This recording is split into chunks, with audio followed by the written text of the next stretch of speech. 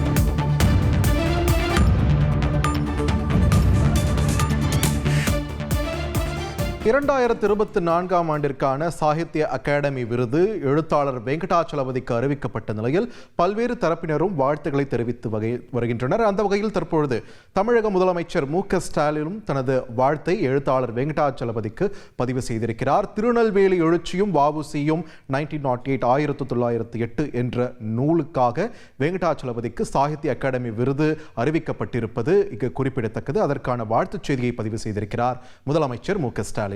RS entertainment வழங்கும் வெற்றிமாறன் இயக்கத்தில் விஜய் சேதுபதி நடிப்பில் விடுதலை பாகம் 2 டிசம்பர் 20 முதல் உலகமெங்கும்.